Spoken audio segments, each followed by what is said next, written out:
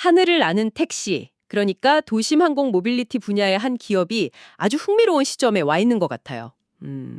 뭐랄까 연극으로 치면 1막이 끝나고 이제 본격적인 사건이 터지는 2막이 시작되기 바로 직전에 그런 긴장감 같은 게 느껴져요. 네, 맞습니다. 자료에 나오는 여러 예정된 사건들 있잖아요. 이정표들. 이걸 하나씩 짚어보는 거예요. 단순히 이런 일이 있을 거다가 아니라 이 각각의 사건들이 왜 하필 지금 이 순서대로 일어나는지, 그리고 이 모든 것들이 모여서 대체 어떤 큰 그림을 만들어내고 있는지 그 숨은 의도를 좀 파헤쳐 보려고 합니다. 계획의 단계에서 실행으로 넘어가는 그 순간을 우리가 함께 목격하는 거죠. 맞아요. 이 산업은 결국 신뢰를 어떻게 쌓느냐의 싸움이거든요. 이제 뭐 화려한 컴퓨터 그래픽 영상만으로는 더 이상 사람들을 설득할 수가 없죠. 그렇죠. 이제는 그런 거에 안 속죠. 네. 그래서 정보 허가는 받았어요? 어디에 내릴 건데요? 안전은요? 이런 구체적인 질문에 답을 해야 하는 단계로 넘어온 거예요. 바로 그 험난한 질문들에 답하기 위해서 얼마나 치밀하게 로드맵을 짜고 있는지를 보여주는 아주 흥미로운 증거물이라고 할 수 있겠네요. 자, 그럼 그 로드맵의 첫 번째 단추부터 한번 꿰어보죠. 어떤 중요한 내부 회의가 곧 끝난다고 나와요. 솔직히 그냥 들으면 회의 끝나는 게 뭐 그리 대단한 일인가 싶거든요. 그냥 흔한 회사 소식 같기도 하고요. 그런데 자료에서는 이걸 공식적으로 말하기 시작하는 출발점이라고 아주 거창하게 표현을 해요. 이게 왜 그런 거죠? 그게 바로 핵심이에요. 이런 신기술 기업에서 회의가 끝났다는 건 단순히 안건이 처리됐다는 의미를 넘어서거든요. 아, 그런가요? 네. 내부의 그 복잡하고 시끄러웠던 논의들, 수많은 만약의 시나리오들이 다 정리가 되고 드디어 외부로 내보낼 하나의 명확하고 자신감 있는 메시지가 결정됐다는 신호입니다. 아하, 그러니까 안에서 자기들끼리 옥신각신 하던 시간을 끝내고 이제 관객들 앞에 나설 준비를 마쳤다는 선언 같은 거군요. 배우들이 무대 뒤에서 대본 연습이랑 리허설 다 끝내고 딱 등장하기 직전처럼요. 바로 그거예요. 완벽한 비유입니다. 이런 회의가 끝나면 시장은 즉각 반응해요. 곧바로 관련 분석 보고서가 나오고 전문가들이 코멘트를 달기 시작하죠. 말하자면 조용한 준비 기간을 끝내고 세상의 스포트라이트를 받기 시작하는 출발 총성인 셈이에요. 출발 총성이요? 그런데 여기서 진짜 흥미로운 분석이 하나 있어요. 이 정보가 미국 시장이 휴장일인 월요일에 퍼지는 게 오히려 더 좋을 수 있다는 내용이요. 이건 좀 상식하고는 반대 아닌가요?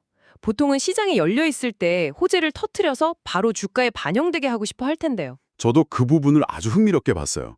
만약 이 회사가 이번 분기 매출이 얼마다 같은 단순한 뉴스를 발표했다면 당연히 시장이 열려 있을 때가 좋겠죠. 그렇죠. 바로 반응이 오니까. 하지만 이 산업은 설명이 필요하잖아요. 시장이 열려 있을 땐 사람들이 뉴스의 깊은 의미를 파고들기보다 그냥 오르내리는 가격 그래프에만 정신이 팔리기 쉽거든요. 맞아요. 뉴스는 그냥 가격 변동의 재료 정도로만 소비되고 말죠. 그렇죠. 하지만 휴장일에는 사고 팔 수가 없으니까 사람들이 마침내 차분히 앉아서 기사의 내용을 뜯어보게 되는 거예요. 이 기순이 어떤 의미지?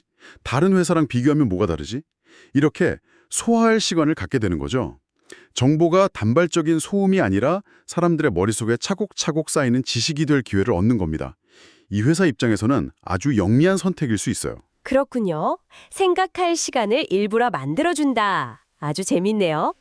다음 단계로 넘어가 보죠. EIPP라는 좀 어려운 용어가 나오는데 이건 정부에 제출하는 서류 작업 같아요. 공식 대회 출전에 비유하고 있는데 이 비유가 아주 와닿네요. 네, 아주 적절한 비유죠. EIPP는 쉽게 말해서 미국 정부가 좋아, 당신네 기술이 그렇게 대단하다면 우리 공식 심사위원들 앞에서 한번 제대로 설명해봐 하고 판을 깔아주는 거예요. 아, 공식적인 시험대군요. 맞습니다. 여긴 그냥 우리 기술 좋아요 같은 홍보 문구를 쓰는 게 아니에요. 비상상황 시 매뉴얼은 이렇습니다. 조종사 훈련은 이렇게 시킬 겁니다. 안전규정은 이렇게 지킬 겁니다. 같은 아주 구체적이고 현실적인 운영 계획을 증명해야 합니다. 그러니까 단순히 멋진 비행체 하나 만드는 걸 넘어서 이걸 안전하게 운영할 수 있는 시스템을 갖췄다는 걸 증명하는 시험대. 그저 아이디어만 좋은 회사와 진짜 사업을 할 수 있는 회사를 걸러내는 필터 같은 거네요. 맞아요. 그리고 자료에 나온 구체적인 날짜들이 그 긴장감을 더하죠. 마감일 일주일 전, 결과 발표 3월 3일 이런 명확한 일정은 사람들의 기대를 계속 붙잡아두는 강력한 힘이 있어요. 언젠가 잘 되겠지가 아니라 일주일 뒤에 제출 뉴스가 나오겠구나. 3월 3일엔 결과가 나오겠네. 이렇게 구체적인 이벤트를 기다리게 만드는 거죠. 하나의 이야기가 만들어지는 거네요. 제출했다는 소식으로 한 번, 결과는 어떨지에 대한 예측으로 또 한 번. 거의 한 달 반 동안 시장의 관심이 계속 이어지는 이야깃거리를 던져주는 셈이군요. 그렇죠. 불꽃놀이가 한번 펑 터지고 끝나는 게 아니라 불씨를 계속 살려두면서 사람들의 시선을 계속 붙잡아두는 고도의 전략인 거예요. 자, 그럼 이제 서류와 계획의 세계에서 좀 벗어나 보죠. 가장 눈에 확 들어오는 건 역시 두바이 소식이었어요. 세계에서 가장 바쁜 공항 중 하나인 두바이 국제공항에 버티포트, 그러니까 하늘을 나는 택시 정류장이 10주 안에 완성된다니요? 이건 정말 실체가 있는 변화잖아요. 맞아요. 이건 그냥 건물 하나 짓는 것 이상의 의미를 가져요. 공항, 특히 두바이 국제공항 같은 곳은 안전과 보안에 있어서는 정말 단 한 채의 오차도 용납하지 않는 곳이거든요. 그렇죠. 정말 빡빡하죠. 그런 곳에 버티포트 건설을 허가해줬다는 건 이 회사의 기술과 운영 계획이 그 까다로운 기준을 통과할 만큼 신뢰를 얻었다는 아주 강력한 증거가 되는 거죠. 우리 동네 뒷산에서 한번 날려봤습니다라는 건 뭐 차원이 다른 이야기네요. 차원이 다르죠? 전 세계 모든 미디어가 주목하는 무대의 한가운데에 우리 자리 여기 맡아놨습니다 하고 깃발을 꽂는 효과예요. 그런데 저는 10주 안에 완성이라는 이 기간 설정도 아주 영리하다고 봐요. 저도 그게 인상적이었어요. 그냥 상반기 내 완공 같은 애매한 말이 아니라 10주라고 딱 못을 박았잖아요. 네, 그건 사람들에게 아주 구체적인 기다림의 즐거움을 주거든요. 열밤만 자면 크리스마스 같은 느낌이죠. 매주 이제 9주 남았다, 이제 8주 남았다 하면서 자연스럽게 사람들의 머릿속에서 잊히지 않게 만드는 카운트다운 효과가 있어요. 그런데 이렇게 공개적으로 기간을 정해버리면 리스크도 있지 않나요? 만약에 조금이라도 늦어지면 약속도 못 지키는 회사라는 비판을 받을 수도 있잖아요. 물론 그런 리스크가 있죠. 하지만 반대로 생각하면 그만큼 자신감이 있다는 표현이기도 해요. 우리는 이 정도는 컨트롤할 수 있다는 걸 보여주는 거죠. 그리고 자료에 나온 관광지 노선 시험 비행 계획도 단순히 기술 테스트가 아니에요.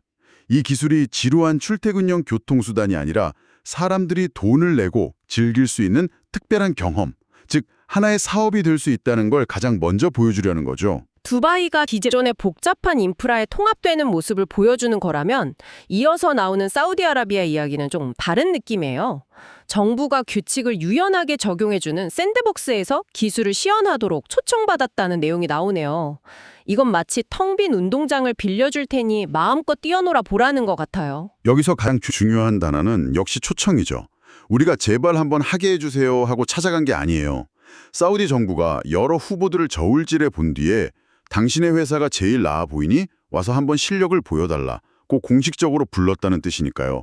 이미 경쟁에서 한 발 앞서 나갔다는 걸 의미하죠. 규제 걱정 없이 기술의 최대 성능을 마음껏 뽐낼 수 있는 최고의 무대가 마련된 셈이군요. 그렇죠.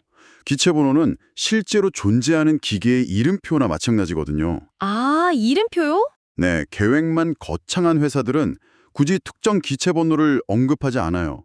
아직 실물이 없거나 어떤 기체를 보낼지조차 결정되지 않았을 테니까요. 그런데 이 번호 하나를 던져줌으로써 우리는 말로만 하는 게 아니라 바로 이 이름표를 가진 실물 비행기를 사우디로 보낼 구체적인 계획까지 다 세워뒀다는 강력한 메시지를 주는 거예요. 막연한 의심을 구체적인 현실감으로 바꿔주는 효과가 있죠. 와, 정말 디테일에 악마가 숨어 있다는 말이 맞네요. 그저 숫자의 나열이 아니라 신뢰를 주는 장치였군요. 또 실적 발표 전에 이런 큰 이벤트를 끝내고 싶어 한다는 분석도 흥미로웠어요. 단순히 기술 개발만 하는 게 아니라 시장의 심리까지 계산하고 있다는 거잖아요. 정확해요.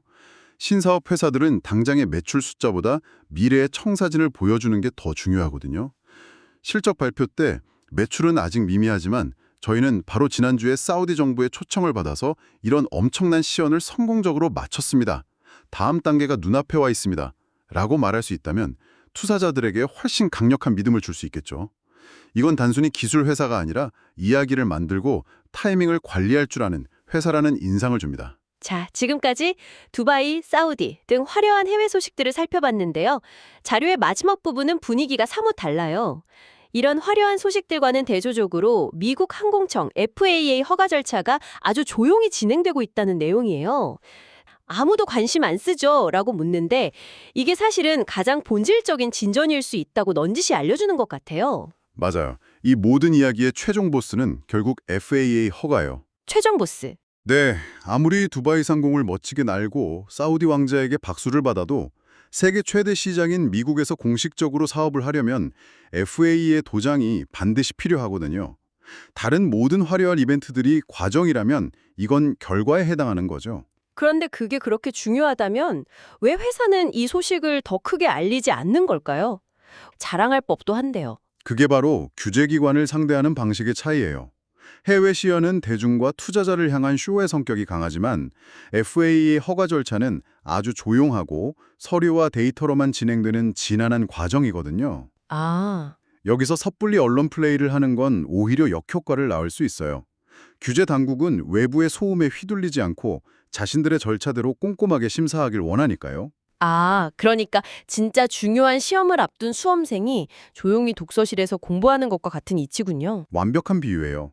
자료에 나온 FAA 적합성 기체의 첫 비행, FAA 조종사의 비행 테스트 같은 것들은 홍보용 이벤트가 아니라 허가를 받기 위한 실제 시험 과목들을 하나씩 치르고 있다는 뜻이에요.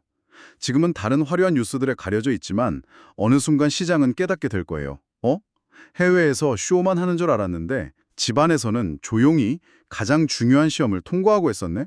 그때 느끼는 신뢰감은 차원에 다르겠죠. 당신이 이 조용한 부분에 주목했다는 것 자체가 이 이야기의 핵심을 꿰뚫어 보고 있다는 증거입니다. 자, 그럼 이 모든 조각들을 한번 맞춰보죠. 내부 회의 종료로 시작해서 정부 서류 제출, 두바이의 실제 정류장 건설, 사우디에서의 기술 시연, 그리고 물밑에서 진행되는 FAA 허가 절차까지. 이건 그냥 우연히 일어난 좋은 소식들의 나열이 절대 아닌 것 같네요. 그렇죠. 이건 흩어져 있는 점들이 아니라 아주 정교하게 계획된 하나의 선으로 이어진 이야기예요. 회사가 시장의 신뢰를 얻기 위해 순서대로 증거를 제시하는 과정이죠. 마치 잘 만든 드라마가 다음화를 계속 궁금하게 만들듯이 자, 이번에 서류를 냈습니다. 다음 달엔 건물이 완성될 겁니다. 그 다음엔 사우디에서 날아가는 걸 보여드리죠. 이렇게 계속해서 다음 단계를 예고하면서 시장의 기대를 놓치지 않고 끌고 가는 거예요. 이 회사는 꿈을 파는 게 아니라 일정표대로 움직이는 조직이라는 인상을 아주 강력하게 심어주고 있는 거죠. 자료 마지막에 2026년에 놀라운 발표가 기다린다는 문장이 나와요.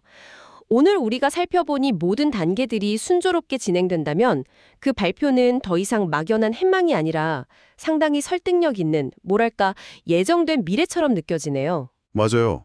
오늘의 이 모든 단계들은 2026년이라는 큰 그림을 완성하기 위한 퍼즐 조각들이라고 볼 수 있어요.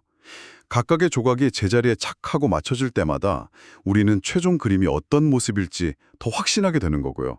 지금 우리가 본 이 모든 단계들이 단순히 개별적인 성공 사례가 아니라 2020년에 있을 그 놀라운 발표라는 거대한 건물을 짓기 위해 주춧돌을 하나씩 놓는 과정이라면 어떨까요? 정부의 승인이라는 주춧돌, 글로벌 인프라라는 주춧돌, 기술력 입증이라는 주춧돌. 그 모든 주춧돌 위에 최종적으로 세워질 그 결과물은 과연 무엇일지.